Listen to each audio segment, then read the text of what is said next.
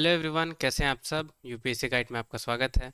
और आज की डेट है 20 अगस्त और हम देखेंगे इम्पॉर्टेंट टॉपिक्स जो कवर थी द हिंदू न्यूज़पेपर में आपकी प्रीलिम्स में, जिसमें पेपर 1 होती है उससे रिलेटेड। ठीक है, तो चलिए देखते हैं। सबसे पहले न्यूज़ ये कवर है द हिंदू में, जहां बात की गई है कि हमारे प्राइम मिनिस्टर अभी पोलैंड और यूक्रेन की विजिट करने जा रहे हैं। तो हमारे लिए इम्पोर्टेंट क्या क्या है, पोलैंड और यूक्रेन कंट्री, तो उसे हम समझेंगे। तो यहाँ यूक्रेन देख सकते हैं, यहाँ पोलैंड देख सकते हैं इस मैप में, राइट।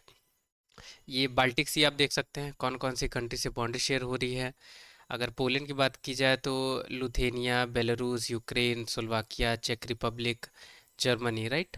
और यूक्रेन की अगर बात की जाए तो यहाँ है Russia, Belarus, Poland, Slovakia, Hungary, Romania, Moldova, और ये है ब्लैक सी। तो ये दोनों कंट्रीज़ को हमने देखा मैप में, राइट, ताकि हमारी मैप की जो नॉलेज है वो इंक्रीज हो पाए। अब हमें समझना होगा पोलैंड के बारे में थोड़ा डिटेल में, क्योंकि यूक्रेन के बारे में यूपीएससी ने पूछा हुआ है कि कौन कौन सी कंट्री से बाउंड्री शेयर होती है, राइट। और उससे रिलेटेड ब्लैक सी जो है आसपास, ब्लैक सी के बारे में भी यूपीएससी ने पूछा हुआ है। तो हमें ये बाल्टिक सी के बारे में आज समझना होगा। तो यहाँ देख सकते हैं ये बाल्टिक सी है। अब यूपीएससी चांसेस है पूछ सकती है आपसे कि बाल्टिक सी से कौन कौन सी कंट्री की बाउंड्री शेयर होती है। ठीक है, तो स्वीडन, फिनलैंड, ये रशिया है, इस्टोनिया, लत्विया, लिथुनिया, पोलैंड और जर्मनी, डेनमार्क। तो ये कुछ कंट्रीज है जिनसे बाउंड्री शेयर होती है बाल्टिक सी की। ठीक है, आपको अच्छे से याद रखना होगा, क्योंकि रेड सी पे यूपीएससी ने क्वेश्चन पूछा है, ब्लैक सी पे यूपीएससी ने क्वेश्चन पूछा हुआ है, राइट। तो चांसेस है कि बाल्टिक सी के बारे में आपसे पूछे, क्योंकि मेडिटेरियन सी के बारे में भी यूपीएससी ने पूछ ही लिया है लगभग। तो बाल्टिक सी इंपॉर्टेंट हो जाती है। तो एक बार दोबारा मैं कंट्रीज़ को रिपीट कर दे रहा हूँ, यहाँ मैंने मेंशन भी कर दिया नीचे, ताकि अगर आप चाहें तो स्क्रीनशॉट भी ले सकते हैं। तो Denmark, Estonia, Finland, Germany, Latvia, Lithuania, Poland, Russia और स्वीडन। तो ये है थी कंट्रीज जिनकी बाउंड्री शेयर होती है बाल्टिक सी से। अब हम आगे बढ़ते हैं। ये एक रिपोर्ट अभी अवेलेबल थी न्यूज़ में। वैसे हेमा कमेटी के बारे में मैंने आपको ऑलरेडी आपको बताया हुआ था, राइट। तो आपको याद रखनी है हेमा कमेटी किस लिए आई थी। तो ये आई थी विमेंस की सेफ्टी के लिए, वो भी कहाँ, तो फिल्म इंडस्ट्रीज में। क्योंकि एक केरला की एक्ट्रेस थी जिनके साथ सेक्सुअल हरासमेंट जैसी एक्ट हुई थी, और उसने ही उन्होंने ही अपनी कंप्लेन को फाइल की थी हाई कोर्ट में। तो केरला हाई कोर्ट ने ये कमेटी को गठित किया हुआ था, हेमा कमेटी। ठीक है, और ये बहुत फेमस कमेटी हो गई अभी तक की समय में, क्योंकि ये बात कर रही है फीमेल्स की सेफ्टी के लिए, कहाँ, तो फिल्म इंडस्ट्रीज में। तो ये इंपॉर्टेंट है ये कमेटी। यूपीएससी कमिटीज़ पे क्वेश्चन पूछती है, राइट, कि रिसेंटली कमेटी देखी गई है किस चीज़ से रिलेटेड है। तो हमें नॉलेज इसकी भी होनी चाहिए। अब हम आगे बढ़ते हैं। एक ये बहुत लंबी चौड़ी आर्टिकल आई हुई है द हिंदू में, जहाँ बानी ग्रासलैंड के बारे में बात की गई है, जो कच्छ रीजन यानी गुजरात में है। अब ये जो ग्रासलैंड है ये काफ़ी डिक्लाइन स्टेज में देखने को मिल रही है इंडिया में। और ये जो बानी ग्रासलैंड है मेनली जो कैमल्स हैं, या जो चीता की हैबिटेट जो रेंज है उसके लिए बहुत इंपॉर्टेंट है, राइट। तो इसी को रिस्टोरेशन के लिए बात की गई थी। तो ये तो इंडिया की हो गई बानी ग्रासलैंड, कच्छ रीजन में है, गुजरात, याद रखनी है। और इसी जैसी और भी जो बाकी ग्रासलैंड पूरी वर्ल्ड में मिलती है उसे हम देखेंगे, क्योंकि यूपीएससी आपसे पूछ सकती है। ठीक है, तो अमेरिका में है पेरिस। ठीक है, साउथ अमेरिका में यहाँ लानोस देख सकते हैं, इधर कैंपोस देख सकते हैं, और उसके नीचे यहाँ पंपास देख सकते हैं। अफ्रीका में हम सवाना देख सकते हैं, और साउथ जो अफ्रीका वहाँ हम वेल्ट देख सकते हैं। स्टेपिस हम देख सकते हैं इधर रशिया वाली रीजन में। ठीक है, मंचूरिया ग्रासलैंड ये चाइना में हम देख सकते हैं। नीचे हम देख सकते हैं ऑस्ट्रेलियन सवाना और डाउन्स जो ऑस्ट्रेलिया में है। ठीक है, वैसे कच्छ वाली ये जो बानी ग्रासलैंड है वो इधर गुजरात वाली एरिया में है। ठीक है, तो आपको ऐसे याद रखना होगा। आपसे रिक्वेस्ट रहेगी अगर इनके बारे में और डिटेल आप जानना चाह रहे हैं तो प्लीज़ एक बार गूगल करें। ठीक है, लानोस कौन सी पर्टिकुलर कंट्री में है, काम्पोस कौन से पर्टिकुलर कंट्री में है। तो ये ब्राज़ील आपको दिख ही रही होगी, राइट। ये अर्जेंटीना में है वैसे पाम्पास। ठीक है, और वेनेजुला में है लानोस। ठीक है, ये पूछताछ के बारे में आप एक बार देख लें। और ये वैसे अफ्रीकन सवाना बहुत बड़ी है, तो इसके बारे में तो नहीं पूछेगी यूपीएससी। आपसे डॉन्स के बारे में पूछ सकती है, बानी ग्रासलैंड के बारे में पूछ सकती है, पेरिस ग्रासलैंड के बारे में पूछ सकती है, राइट। या मंचूरिया ग्रासलैंड के बारे में पूछ ले, लानोस, कैंपोस, पाम्पास, तो आपको ये याद रखनी है। अब हम आगे बढ़ते हैं न्यूज़ में।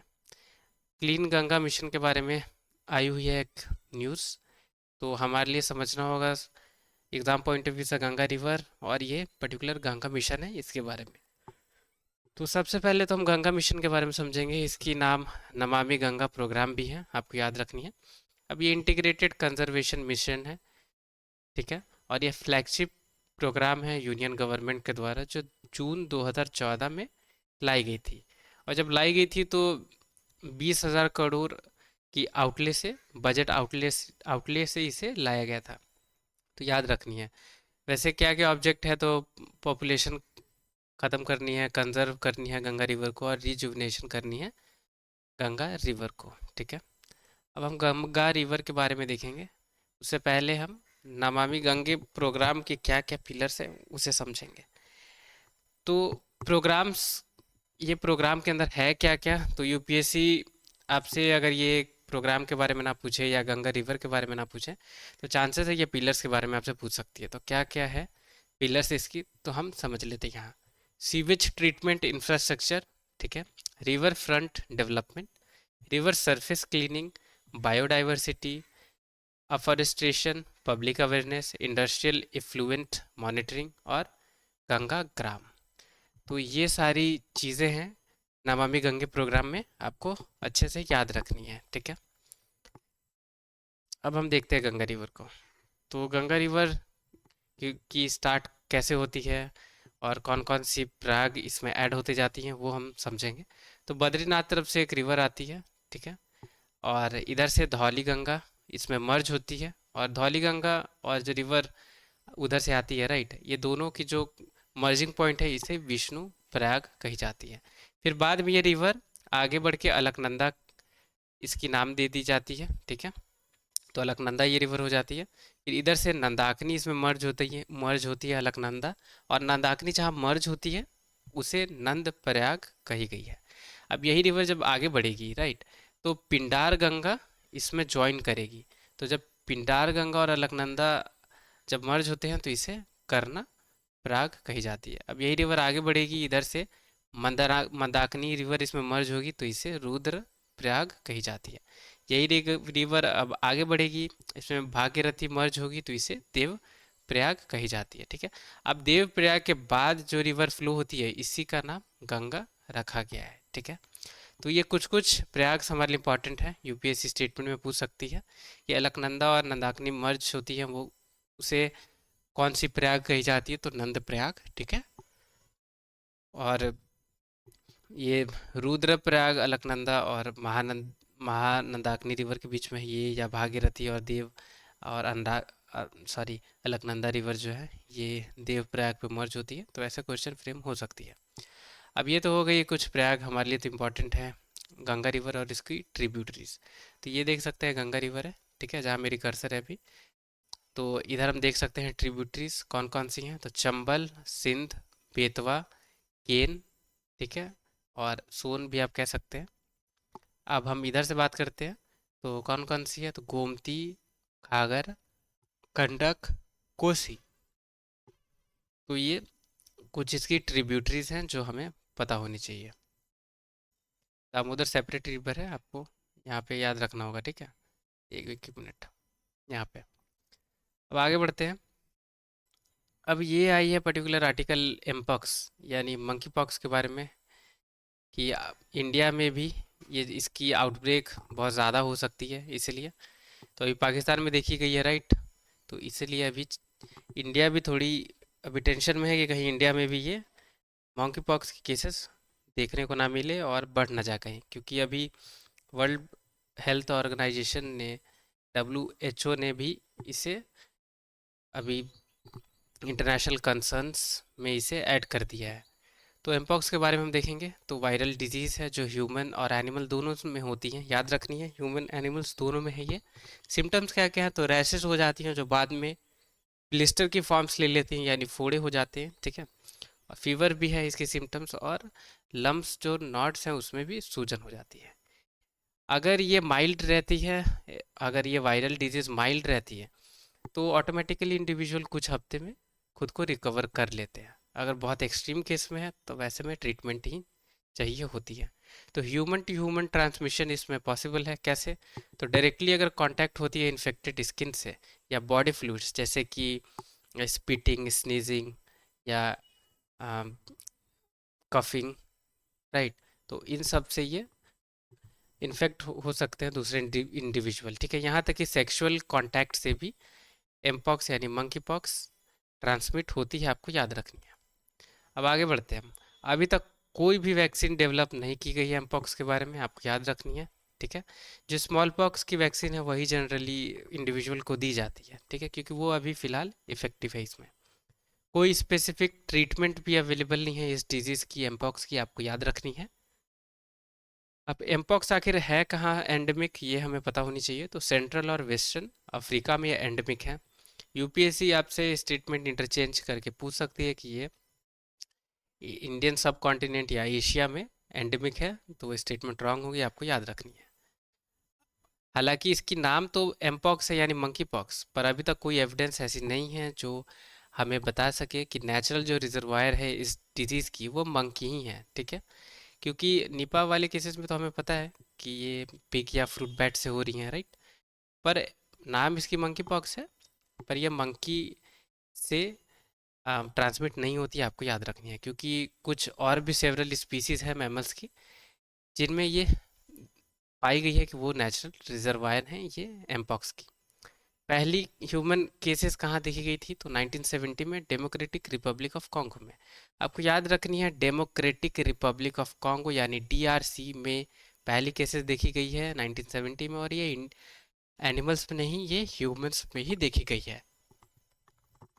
तो याद रखनी है कि ये ह्यूमंस में, इंसानों में ही देखी गई थी इसकी पहली केसेस। अब हम आगे बढ़ते हैं। ये सीपीआई के बारे में आई हुई है एक आर्टिकल इकोनॉमी पेज में, जहाँ price pressure continue to build up, यानी अभी भी महंगाई देखने को मिल रही है इस जो कमोडिटीज़ हैं उसमें, इसीलिए। तो हम सीपीआई को समझेंगे। कंज्यूमर प्राइस इंडेक्स, तो प्राइस इंडेक्स है, ठीक है, जो बताती है हमें जो कंज्यूम करते हैं कंज्यूमर गुड्स और सर्विसेज जो उनके द्वारा हाउस होल्ड में परचेस की जाती है, ठीक है। तो कंज्यूमर प्राइस इंडेक्स से आप बस ये समझ सकते हैं कि ये प्राइस इंडेक्स है जो इन्फ्लेशन यानी महंगाई को बताती है। चार टाइप की होती है वैसे सीपीआई, पर सीपीआई को रिलीज कौन करती है? तो national statistical office, NSO, NSO इसे रिलीज करती है, आपको याद रखनी है। और चार टाइप की सीपीआई होती है। सीपीआई इंडस्ट्रियल वर्कर्स के लिए, एग्रीकल्चर लेबर्स के लिए, रूरल लेबर्स के लिए, और एक CPI rural urban combined release की जाती है, ठीक है। तो ये पहले जो तीन हैं यानी जिसमें वर्कर्स लेबर की बात हो रही है, इसे रिलीज करती है मिनिस्ट्री ऑफ लेबर, ठीक है, याद रखनी है आपको। पर रूरल अर्बन कंबाइंड है, इसे रिलीज करती है stat ministry of statistic and programme implementation, आपको याद रखनी है। बेस ईयर क्या है सीपीआई की? तो 2012 है। और सीपीआई जो है इसकी डेटा हर मंथ रिलीज होती है, आपको ये ध्यान में रखना होगा। अब हम देखते हैं थोड़ी सी बेसिक जो डिफरेंसेस हैं डब्ल्यूपीआई और सीपीआई में, यानी होलसेल प्राइस इंडेक्स और कंज्यूमर प्राइस इंडेक्स में। तो डब्ल्यूपीआई को कौन रिलीज करती है? तो economic office of economic advisor, ठीक है। जबकि सीपीआई को सेंट्रल स्टैटिस्टिक ऑफिस। डब्ल्यूपीआई सिर्फ गुड्स कवर करती है, जबकि सीपीआई गुड्स सर्विसेज दोनों करती है। और ये गुड्स सर्विसेज दोनों कवर करती है, इसलिए सीपीआई को हटा के डब्ल्यूपीआई को हटा के आरबीआई ने सीपीआई को चुना इन्फ्लेशन को मेजर करने के लिए। अब ये फोकस करती है जो भी होलसेलर्स के बीच में जो होलसेलर्स के बीच में ट्रेड हो रही है गुड्स की, उस पर फोकस करती थी। जबकि सीपीआई गुड्स और सर्विसेज जो परचेस की जा रही है कंज्यूमर्स के द्वारा, उस पर फोकस करती है। डब्ल्यूपीआई की ईयर कौन से कंसीडर करती है वो? तो financial year as a reference consider करती है, जबकि सीपीआई जो नॉर्मल कैलेंडर ईयर होती है जनवरी से दिसंबर, उसे कंसीडर करती है। ठीक है। बेस ईयर अगर बात की जाए डब्ल्यूपीआई की तो 2011 है, जबकि सीपीआई की 2012 है। वैसे डायरेक्टली डब्ल्यूपीआई पे यूपीएससी ने पूछ लिया और अब ये रिलेवेंट है भी नहीं, तो यूपीएससी डब्ल्यूपीआई के बारे में नहीं पूछेगी आपसे। सीपीआई के बारे में चांसेस है यूपीएससी पूछे, बहुत ज़्यादा न्यूज़ में है सीपीआई।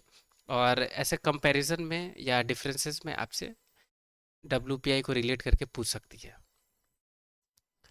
अब आगे बढ़ते हैं न्यूज़ में। तो ये हमास के बारे में है थोड़ी सी, कि वहाँ बॉम्बिंग चल रही है अभी। तो हमास आपको पता होगा, ये गाज़ा वाली एरिया में रहते हैं, ये एक्सट्रीमिस्ट टेररिस्ट ग्रुप भी हैं। तो ये अटैक करते हैं इसराइल में, राइट। तो इसराइल की कौन कौन सी कंट्री से बॉन्डी शेयर होती है? तो लेबनान, सीरिया, जॉर्डन, इजिप्ट, ठीक है। और ये वेस्ट बैंक, यहाँ पैलेस्टीनियन रहते हैं। और ये लेबनान की ही एक हिजबुल्ला ग्रुप है, ये अटैक करते हैं इसराइल पे, ठीक है। गाज़ा में हमास हैं, ये भी अटैक करते हैं इसराइल पे। और यहाँ न्यूज़ में भी हिजबुल्ला के बारे में है वैसे, ठीक है। तो यहीं पे रहते हैं, जहाँ भी मेरी कर्सर है यहीं वाली एरिया पे हिजबुल्ला मिलते हैं। वैसे ऐसे एक्सट्रीमिस्ट ग्रुप अभी बहुत ज़्यादा न्यूज़ में है, तो मैं एक बार रिपीट कर दे रहा हूँ दोबारा। तो लेबनान में है हिजबुल्ला, इसराइल में है आ, हमास, ठीक है। यमन में है हौती, बोको हराम है नाइजीरिया में। और ठीक है, तो आपको ये पता होनी चाहिए। वैसे ये डेड सी है जहाँ भी मेरी कर्सर है, ये है लेक हुल्ला, यहाँ पे है गोलान हाइट्स। सबसे इजिप्ट के पास ये वाटर बॉडी देख रहे हैं, ये है गल्फ ऑफ अकाबा जो रेड सी से कनेक्ट होती है। तो जॉर्डन और इसराइल और इजिप्ट के बीच में है गल्फ ऑफ अकाबा, आपको याद रखनी है, ठीक है, क्योंकि गल्फ ऑफ अकाबा के बारे में यूपीएससी पूछ सकती है। यह है मेडिटेरियन सी। और डेड सी तो आपको पता होगा इसराइल और जॉर्डन के बीच में शेयर होती है ये, इसकी मास। अब हम आगे बढ़ते हैं। ये तो आपको मैंने बता ही दिया, राइट, कि हिजबुल्ला यहाँ मिलती है लेबनान में। ये चाइना फिलिपीन के बारे में न्यूज़ है, क्योंकि बहुत ज़्यादा दूर में अभी कन्फ्लिक्ट्स है, राइट।